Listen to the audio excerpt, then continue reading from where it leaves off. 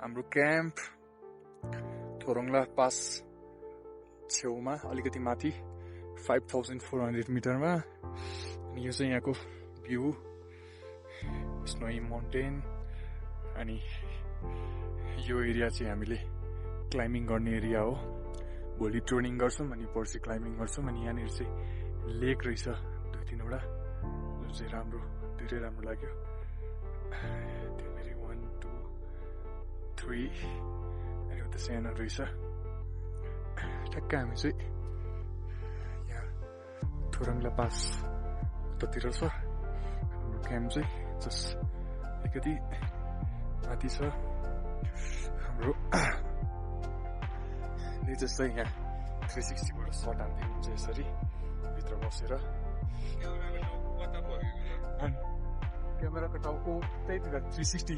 हाम्रो दोर्जी दाइ चाहिँ यहाँनिर मिठो मिठो सुप पानी बनाउँदै हुनुहुन्छ। यहाँ दाइ सुत्नुभयो।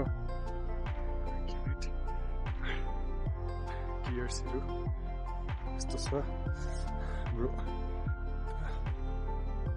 हाम्रो 2-3 दिनको लागि घर हो।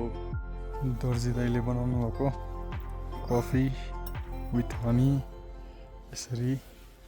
अनि हाम्रो बाहिर यस्तो छ भ्यू।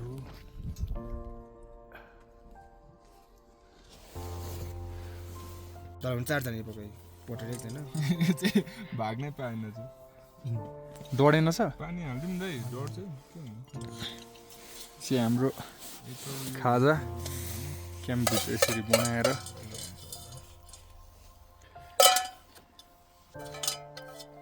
जस्ट